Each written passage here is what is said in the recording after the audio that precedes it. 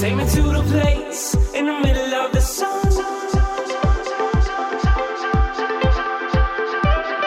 And we'll sing this song, sing it one by one. Hey guys, welcome to the show.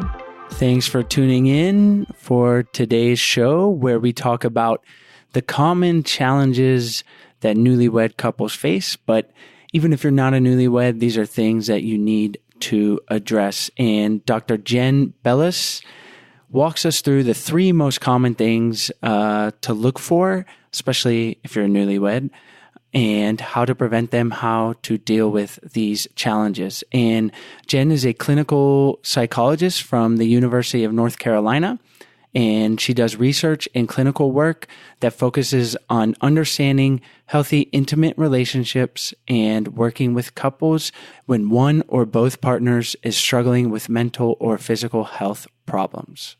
And in the episode, we have a lot of references to other episodes, as well as links to other guides, and we will be sure to add those into the show notes on our website and in the podcast description so that you can access all those great free resources.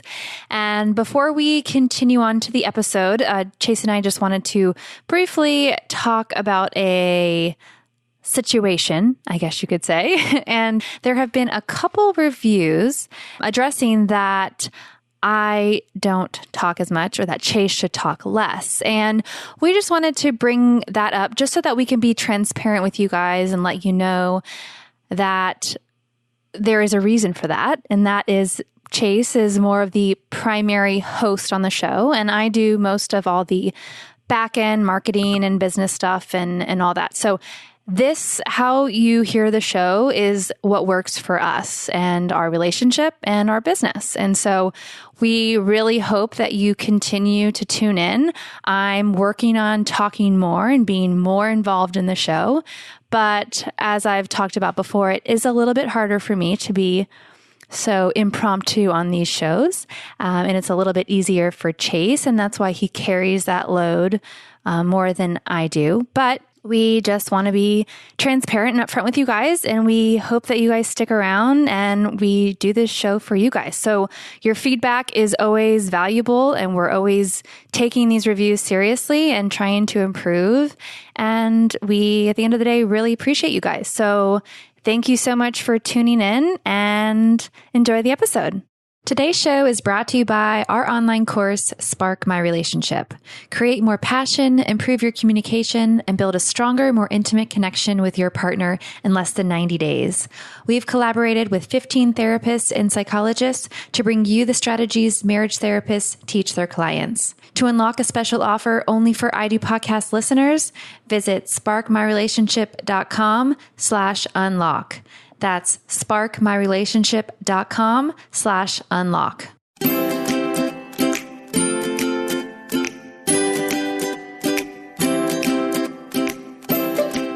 Hi, Jenn. Thank you for joining us today. Hi, Sarah, Chase. Nice to be here. Thanks for having me. Jenn, today we're going to talk about what feels like might be a topic for Sarah and I, but then I realized this is our 5th year wedding anniversary. I don't know if we count as newlyweds anymore. I know, which is crazy, but I'm sure there's How long has it been? Remind me. Well, together for almost 11 and married for 5. Okay. Yeah. So you're kind of edging out of that newlywed phase, but I think the things we can talk about today are probably still applicable. Awesome. Yeah, I figured they were, but it was just thinking about today's show, talking about challenges for newlyweds is what we're going to dive into. I was like, man, we're not technically newlyweds anymore, which just feels crazy. But anyways, I know we're going to learn some stuff, and I hope our listeners will too. So let's talk about what are some of the major things newlyweds have trouble with, and we can talk about how we can prevent those issues. Absolutely. Yeah. Well, there are 3 primary issues that come up in terms of newlywed relationships and the things that couples most often cite as being problems. Do either of you actually want to guess what those are before I talk about what they are? Let's do that. That might be fun. I would say money, kids, and I don't know what the last one is. What's your guess? Sex. Money, kids, and sex? Mm-hmm. I don't know. How close are we? You're very close. Yeah, 2 out of 3. So money, finances, number one, basically. Sex is the other one. And then work-life balance and kind of adjusting to the role of being sort of a married unit and also dealing with the stresses of work and all the other kind of individual things that each person has going on as well. So you're pretty good, 2 out of 3. Nice job. Pretty close there. So let's dive in. Let's talk about whichever one you like to lead with. Yeah. And I guess I'll just say before I jump into each and discuss each of those 3 issues that kind of building off what we were already saying about, transitioning out of the newlywed phase, although these are problems specific to newlywed couples in some ways, they're not really. What we know over time is that, especially these 3 issues, in terms of frequency, if they're not addressed, they just come up more over time. So it really highlights the key of dealing with these issues early on. And as much as we would like them to just kind of take care of themselves and go away on their own, sometimes we don't, we avoid and we don't want to talk about or deal with the issue.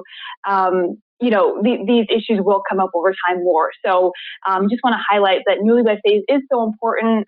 Couples are transitioning to a really important foundational time in their relationship. And so if these issues are coming up, it's the best time to do it, to deal with the issue is at that moment, is now. Absolutely. So those of you listening, you're tuning in at the right time. Really? Yeah, exactly. Whether if you haven't done it before, now is the time. And if you're newlywed, great. There's no if better not, time than now. Exactly. That's what I was trying to say. Well, maybe I'll start with work-life balance as sort of a gentle entry point into this topic. So I think one of the challenges, I think this challenge is really about couples learning how to define roles and accomplishing tasks together as a unit. And even for couples who may have lived together before, and so there may be less of a stark contrast once they're married, they're already kind of living together, they might already have some routines. There's still sort of a psychological component in terms of, deciding to get married and then still transitioning into, okay, now we're a couple. We've committed to each other for life. And so that often carries a lot of weight in terms of how people think about themselves in the relationship. So regardless of the couple status in terms of living together before or not, before they were married, that transition to, okay, now we're a unit. And how do we develop a shared kind of couple identity? And how do we balance kind of what it takes to maintain our life, maintain the home? So thinking about divvying up tasks, it's sort of that mundane stuff, but that's really kind of ultimately, what keeps us going day to day. Who's taking out the trash and who's doing the dishes and, who's calling our parents or in-laws to coordinate Christmas or, 4th of July, long weekend plans. And one of the challenges that comes up is around individuals' expectations. So individuals, partners having expectations about how that relationship, those tasks should be divided and what it looks like in reality. And sometimes those two don't coincide with each other. And that's when we often see challenges in relationships. It's so funny that you brought up expectations because we just recorded an episode where we talked about how expectations, if they're not met or not talked about, can lead to resentment. And we all know how bad resentment can be on a relationship. And so really defining these expectations early on in the relationship so that you don't even go down that resentment rabbit hole. Exactly. Yeah, Sarah, you're totally on point there in terms of how we would suggest people go about dealing with this. And this is going to be very common, right? All of our expectations are not going to be met. It's something that we need to, both in our relationship and just life in general, to be successful is knowing how to deal with expectations that aren't met and the disappointment that comes with that. But taking sort of being proactive about it and having these conversations early on. Coming up with a compromise doesn't always mean 50-50. Okay, let's, divide tasks right down the middle, but really thinking about who's good at what, who enjoys doing what. And it's often really about just being able to have these conversations and know that you're being heard, and then coming up with a solution that hopefully takes both partners' desires and expectations into account. Seems like explicitly listing some of these expectations and then communicating them with your partner is a valuable exercise. So I'm picturing newlyweds, you're moving in together and it probably already been living together, but now let's say you're trying to just set up a successful foundation.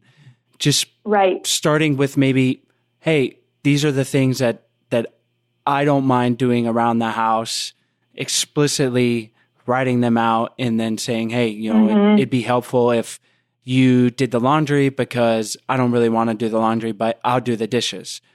Is that kind of like an exercise? Do you have anything specifically that you like to recommend or a format for that? I think what you suggested is perfect. It's really, when a lot of what we do when we work with couples is really coming down to having these open lines of communication, allowing both partners to be heard and understood, and then ultimately coming to some kind of compromise, which again looks different for everybody, but really taking into account both partners' preferences. But again, it doesn't always mean, right in the middle, 50-50. But I think what you described sounds really on point in terms of just laying out what those expectations are, what the preferences are, and then seeing how that conversation goes.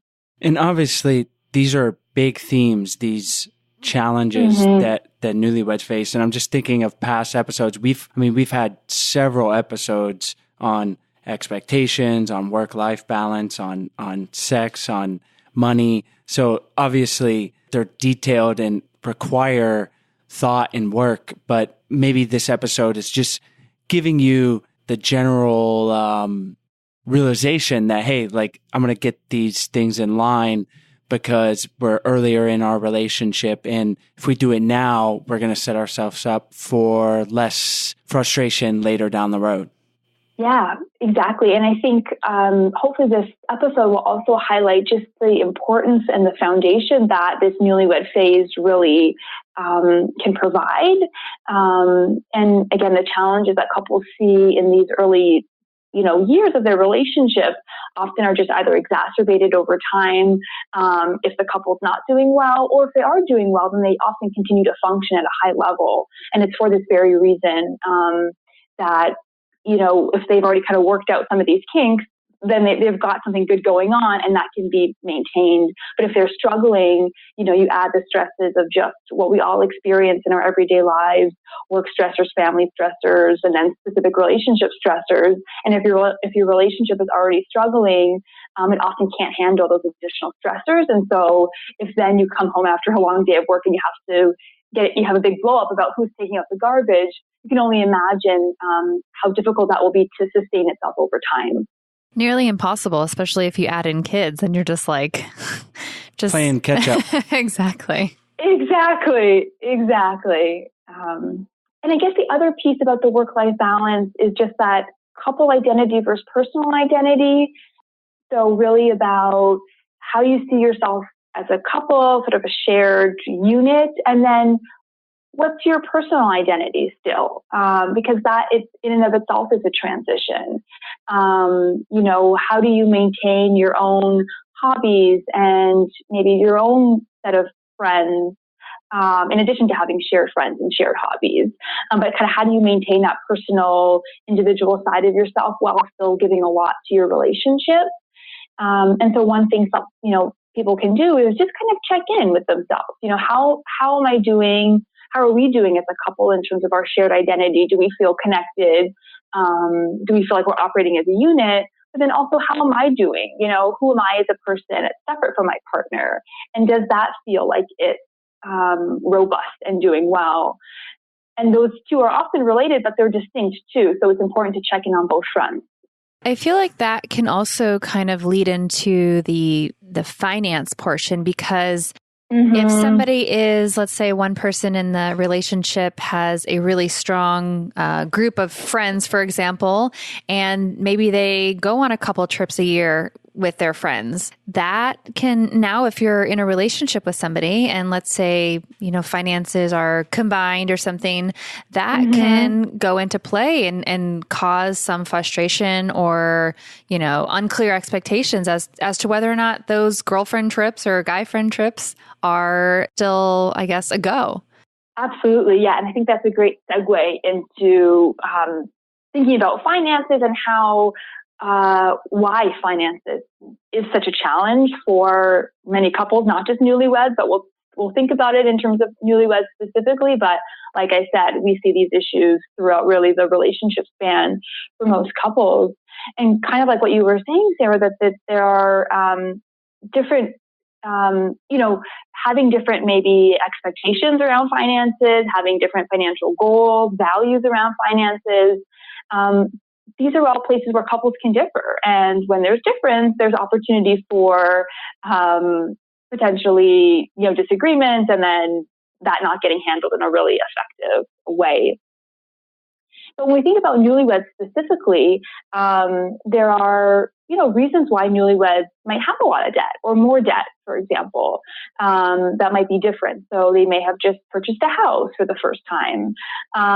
If they just got married, then there could be some finances from, a wedding, for example, a debt from wedding.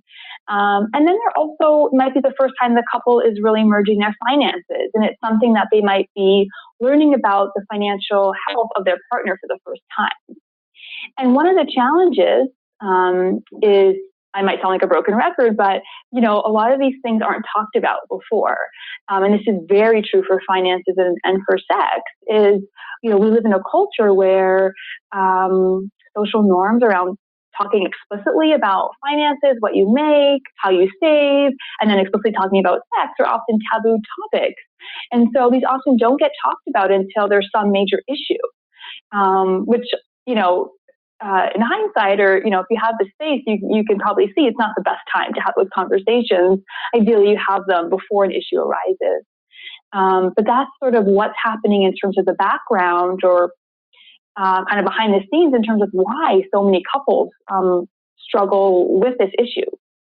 It's kind of ironic that these are the biggest pain points for newlyweds and really long-term relationships, and yet they are the ones that we tend to not communicate about because of, like you said, the cultural taboos and really changing that narrative, hopefully in the long run. Like we have a 3-year-old daughter. If we can early on get her comfortable expressing herself in relation to these things, obviously at age appropriate times, but I think that's such a valuable thing to be able to pass on to a kid, because not only in romantic relationships, but just in your life, like being able to really explicitly communicate your needs and desires at work is an important thing too. And it really just leads to more happiness in your life. Absolutely. Yeah, you're definitely on point in terms of these skills not only being useful in our relationship, but also in other parts of our life. And that it takes repeated practice to feel comfortable. Again, especially because we've been socialized to think, oh, it's wrong to talk about how much I make or, again, talk about sex. And so what often comes up is when these topics are raised, there's a lot of negative emotion. There could be shame, there could be anxiety, fear, sadness, if, reflecting on past situations gone awry.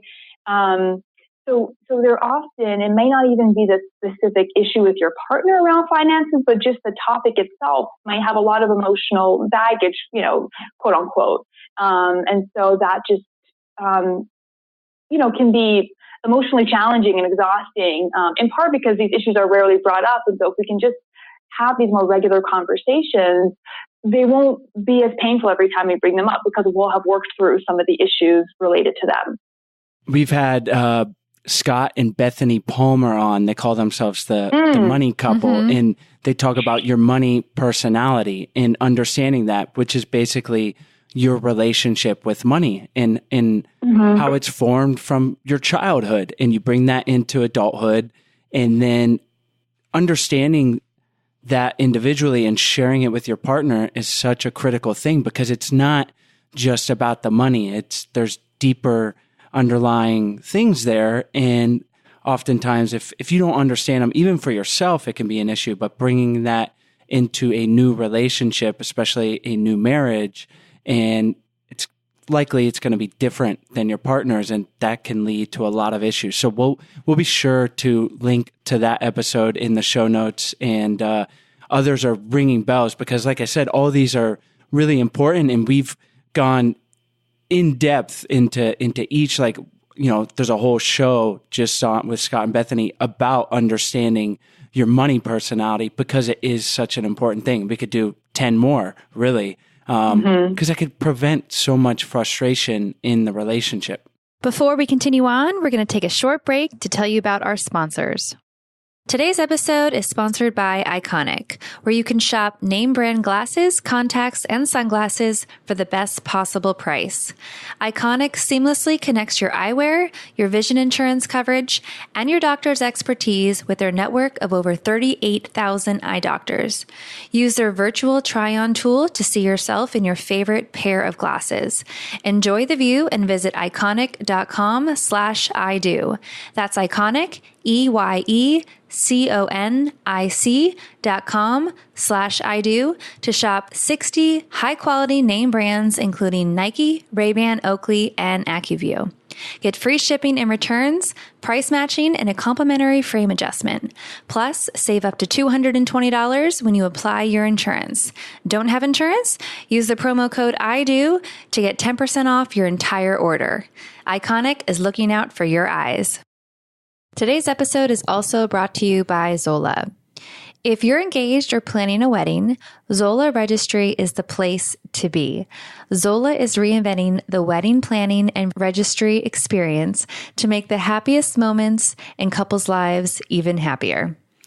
I was not much of a planner for our wedding, but if I was going to be a planner, I would definitely use Zola, because it takes the stress out of wedding planning with free wedding websites, save the dates and invitations, a wedding registry, and free, easy to use wedding planning tools. Yeah, I really wish Zola was around when we were planning, because it would have made my life so much easier. Zola's free wedding websites can be created in minutes, and you can choose from over 100 beautiful designs that will fit any couple style, and they are all free. You have the ability to add photos, stories about where you met, details about the accommodations, literally almost anything you can think of.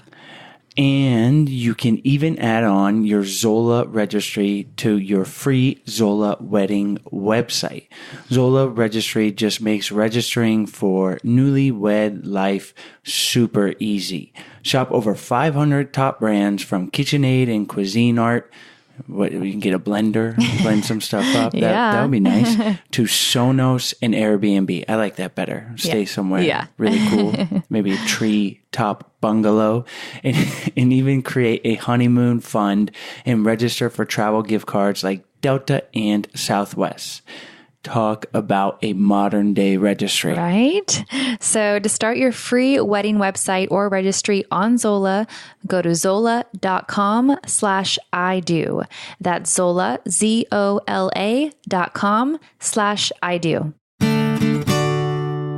Well, I'm so glad to hear that you have done a deep dive into some of these topics. Obviously, today's show is really kind of more cursory and overview, but I'm glad to hear that your listeners will have access to some of these more, in-depth discussions. But again, I would echo what you just said in terms of the importance of not only for yourself to understand, okay, where does this come from, and maybe do some historical reflection on maybe where some of these ideas or values around money came from. Again, for many people, it's from their, upbringing, but then not only for you to understand it, but then also for your partner to understand it. And one of the reasons why that's really important is because it can help to help foster a sense of empathy between partners. Because sometimes what happens is when we don't understand why something is the way it is, we can assign a negative kind of evaluation on it.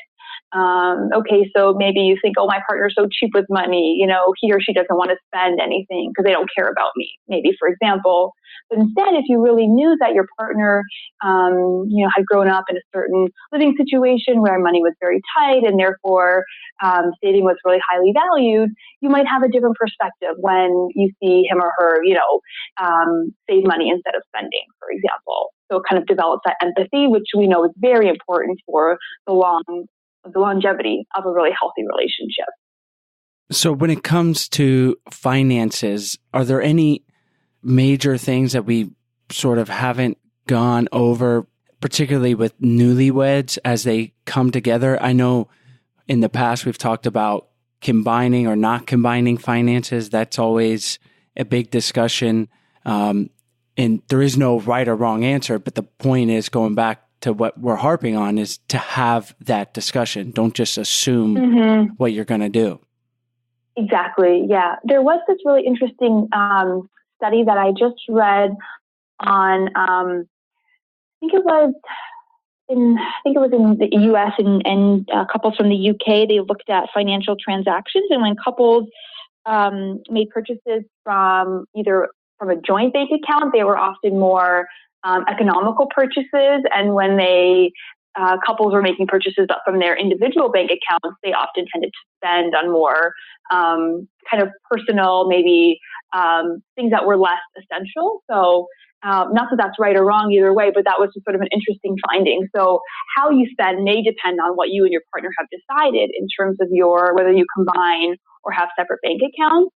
But like you said, I think Chase, it's just really about being able to have those conversations. And I think the other thing that that we know in terms of what makes these conversations more successful is just, or what makes the outcome more successful is having, again, talked about what people, kind of like the work-life balance and the home tasks, having taken stock in, okay, who prefers to do what? And then so it's less about that 50-50 split, but maybe one partner is really financially adept and really enjoys doing it. So instead of putting the other partner through torture, to ask them to take half of the load, it might actually be very appropriate to have that one partner take on more, but still keep both partners in the loop. It's an important point, because I think in relationships, we tend to think like, well, we should share the workload when it comes to all these things. And that's just not going to happen. And I don't think maybe a lot of people don't necessarily expect that, but maybe they expect they assume their partner is going to take care of a certain thing, and they're not. And then you get upset, and it's like your partner can't read your mind. So explicitly saying, hey, I really want you to do this around the house. It makes me feel loved, and I actually hate doing it. so can you, by the way, can you do that for me? Or it's not even a task. It's just like, hey, can you keep your side of the bedroom clean? I get really anxious when our room's a mess. Like it seems such like a mundane thing, but going back to resentment, and if you don't communicate that, this resentment's going to build up, and it might not seem like a big thing, but if you're doing that in 10 areas of the relationship over time, that's going to bring some negativity into that relationship. Yeah, big time. And, we often think about, again, successful relationships over time. They're not the big grand gesture of doing something fancy for your anniversary or, some one-off thing every year, but it's really about the fabric of the relationship is really about these kind of micro moments, how you interact with each other, when you wake up in the morning, when you say bye because you're going to work, how you look at each other or touch each other, all these things, actually, that is what your relationship is about. And so, these moments do actually matter. And so being able to talk about them and address them so that these micro moments of resentment, for example, don't build up is going to be really critical. I was kind of laughing when you were talking about these micro moments, because every time Chase makes the bed, I'm like, yes, this is amazing. And it's funny because it's like I've set the expectation that Chase will not make the bed because normally he doesn't. But when he does, it's like, it's so nice. It's like a big surprise. The 3 times that I've made the bed. Well, you went on like a little kick for a while that you made the bed. Cannot remember the last time I made the It's bed. been a while. It's been a while, but it's those micro moments, right? Good to know. Gotta work on that. And being able to express gratitude, right? And it's great there that you're able to recognize that and say, oh, I'm noticing this. And then, of course, even better if you can share it with Chase, because that provides the opportunity to have another moment of connection, which is another micro moment in and of itself. Now that I know, I'm gonna make an effort to make the Hey, bed. there you go. Yeah. No, it's funny. And obviously that's not a big pain point for Sarah. I would hope not. She hasn't communicated that to me. It brings her joy, but it also doesn't bring her resentment Distress, no. if I don't do it. Right. And that's an important distinction. But if I can go above and beyond, then all the better. And it is about those micro moments, because all the little parts make up the whole. And one thing Sarah and I try to do is ask each other how their day was when one partner comes home from being out or work. I think that's like a really valuable thing that we like. And it's so cute. We do it with our daughter, Stella, who will be 4 August. And she'll come home and be like, Daddy, how was your day? Or if I go surfing, how was the surf? And it's really cute to see that she's developed this habit from us leading by example, but then asking her. And then, so between Sarah and I too, we've developed this habit of asking each other. And it's a small thing, but it's a big thing. And especially being so distracted and busy as life can be, it's a small win that is relatively easy when you make it a habit in your life. Exactly. And those are, we can get a lot of relationship mileage. Is another way to think about it, from these small things, because like you're saying, they can have such a big impact. So let's maximize those to the extent that we can. So let's go on to the last common challenge, which is sex, right? Yes, definitely. And again, not surprising, probably for most people. You'll see a lot of similarities with the challenges that come up around finances. But when we think about sex, again, we rarely talk about it. And I think a lot of the socialization around sex comes from what we see in the media. And, we think that what we see is that couples they just know what their partner likes, and it always goes well when they, have sex or, have some kind of physical relationship. And in reality, most of us have a very, very different experience of that, because that's rarely, if ever, true, that it always goes well. But having this belief that it should just work itself out can keep couples stuck in a really potentially dysfunctional pattern where it never gets talked about, and only until there's a big blow up of some kind or something goes terribly wrong do people start to feel, okay, I really have to say something. But of course, again, we don't want it to get to that point. And there's a lot of reasons why sex can be challenging, in terms of why it might not work very well, or why there could be some differences in terms of what people prefer.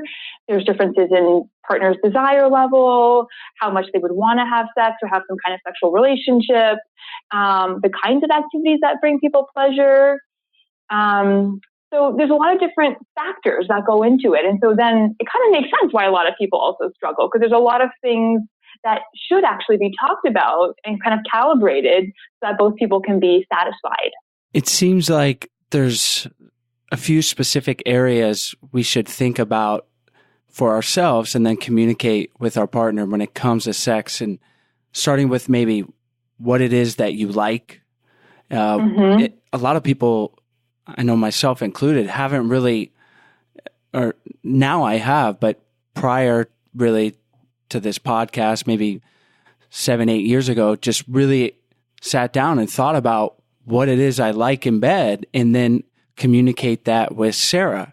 And then that seems like one area. And then also a desire discrepancy becoming a problem. So communicating about that. So knowing like how much you would like to have sex and what your expectation is there, and then communicating that with your partner, and then navigating that. So easier said than done as far as navigating that. So maybe can you comment on that? It seems like the mismatch in desire is a big area where there can be some issues. Absolutely. Now, one of the things that one way to think about the desire issue could be that when couples struggle with their sexual relationship, it could either be a primary problem or a secondary problem. If it's a primary problem, it means that the sex in and of itself is the issue, that maybe because the partners just have very different desires around frequency or what they like to do. But if it's a secondary problem, that means that there's something else in the relationship going on. Like maybe you and your partner have built up this resentment over time. And so the last thing you want to do is have sex with them because, you're pissed off at them all the time. And so yes, you're struggling in your sexual relationship, but it's not because the sex itself is the problem. It's more because it's an after effect of some other primary issue, in which case you want to deal with the primary issue, and then probably for most couples, that secondary issue will resolve itself. That makes a lot of sense. And I don't think I've heard it broken down that way. Mm-mm. But of course, I've thought about it that way. But yeah, it's not, sometimes it's the issue around communication around sex, not the actual physical action. And then, but certainly sometimes it's the other way around. And then depending on your stage in the relationship, right? Like newlyweds, there's that honeymoon phase, or endorphins are acting in such a way that it's easier to be fired up and have that desire. And then when you settle in to a longer term relationship, that's where you need to create it in different ways, because that natural honeymoon, those chemical cocktails are not floating around. So that's something to think about. If you're a newlywed, it might feel good now, but then down the road, having those things in place to communicate, keep it interesting, and keep that passion alive. Exactly. And the other feedback that we give to couples around this issue, and kind of approach that we ask people to consider, is what we call a 1-2 combination, where each partner is responsible for their own sexual desire and arousal, but that you form a team, an intimate team, as you approach your sexual relationship as a couple. And what that does really is helps reduce blame, because understandably, it's so vulnerable to talk about what you like physically and sexually, and there's a lot of, it's kind of awkward, when there's a lot of missteps that can happen, and people can get very defensive because they might feel like they're being criticized or they're doing something wrong. And so, instead of saying, well, my partner doesn't do X, Y, and Z the way I'd want them to, I'm really kind of taking that responsibility, your own personal responsibility for what it is that you want, what it is that you like, and communicating that. But then also, again, having that approach where you're an intimate team. So you're not adversaries in this. You both want to help each other attain that maximum sexual, pleasure and desire. And if you can do it as a team, your partner's supporting you, but ultimately you have that responsibility to make sure that, okay, what is it that I need? Can you give us like an example of how that conversation would go down? Like how one person would bring up something, without making the other person feel attacked or not so good? Absolutely. So, I think there's the, issue of just bringing it up in the first place. If it's something you don't talk about, like just actually getting the words out, like, I think we should talk about sex, like that's really hard for many people. So if that's something you're struggling with, I would even, if you're listening to this podcast, I would even, try to lightly and gently bring it up with your partner. I might say something like, hey, I was listening to this really great podcast. Great host, good guest. And, it's funny, they were talking about newlywed couples. And like, one of the things that comes up is just like, sex and like how people don't talk about that. And I was kind of thinking, actually, we haven't really talked about that. Like, I just want to make sure that, like I'm giving you what you need. I know how important sex is, like for any relationship. And, I just, I want to make sure that you're happy and you're satisfied. So I'm, taking that kind of approach where, first of all, you kind of bring it up in an easy manner, might just kind of maybe not get, have your partner get so caught off guard, which again might, can sometimes lead to defensiveness. But then the other piece of it is, using yourself as much as you want your partner to hopefully make changes that will suit you. Hopefully your intention too is that you're going to go into it. You genuinely do want to know that you're satisfying your partner as well. And so I think if you take that frame, it might be a little bit easier for your partner to hear, especially again, if it's coming out of the blue.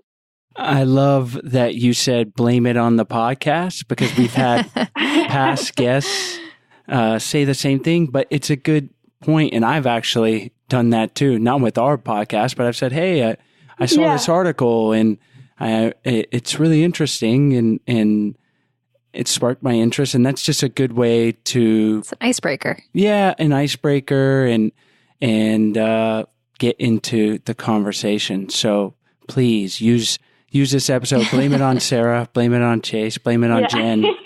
Have the conversation, though. Don't just avoid it, because that's kind of the easier thing to do. But in the long run, the more difficult conversations you're having, really, the happier and the more successful your relationship is going to be. And while we're on this topic, we did an episode specifically on how to communicate about how to have a better sex life. And we put together like a whole PDF outline for our listeners. So we'll link to that in the show notes too, so that if this is maybe the biggest issue that they're dealing with as newlyweds in their relationship, they can maybe use this outline as a conversation starter tool. I love that. Yeah, I think having those resources available are so important. And again, just to really hit home the point that the vulnerability piece, I think, is such a big part of it. And the conversation will be hard. And so I think the more that we can just acknowledge that up front, this is uncomfortable. I don't want to do this. I mean, in the moment, I don't want to do it, but I know it's important for the long-term relationship success. So it's kind of a bit of a trade-off. In the moment, I'm willing to deal with the discomfort emotionally, to have this difficult conversation, but I know it's in the benefit of my relationship, so I'm willing to do that. I think taking that mindset can be quite helpful for some people. Well, Jen, thank you so much for outlining these issues that may come up for newlyweds, but Sarah and I are not newlyweds, and there's certainly things that we can continue to work on here. So let's finish up by having you tell our listeners where they can find you online, and then we'll say goodbye. Great. Well, I really enjoyed being a part of this podcast today and having this really delightful conversation. If people want to get in touch with me, they can learn more about my community-based work at elevatewellnessretreat.com, or also my research at www.gmhaddictionlab.org, and learn more about my research group there. Excellent. We'll have all those links on your show notes page on our website at idopodcast.com, as well as the podcast description. And thank you so much for joining us on the show, Jen. Thanks so much. Hope you both take care. Hi, guys. We hope you enjoyed today's episode. As always, all the links are in the show notes page, as well as on the podcast description. And while you're on our website, we encourage you guys to check out our 14-day Happy Couple Challenge. We send you an email for 14 days with simple, doable challenges to help strengthen and improve your relationship. And on our website, we also have a bunch of free resources for your relationship. So we encourage you to check those out. We also have our Love Tribe on Facebook. We encourage you guys to join the tribe and be there for support for each other. If you have questions or just need some relationship advice, we are all here for each other. The group has grown to almost 1,000 people, and we love it. So we hope you guys join that. You can go to Facebook, Love Tribe Fam, and you'll find us right there. And if you are interested in learning more about our flagship course, Spark My Relationship, we hope you guys check it out. We have a special offer that is only for podcast listeners. So you can go to sparkmyrelationship.com/unlock, and you can unlock that special offer and learn more. As always, thank you guys so much, and we'll see you next week.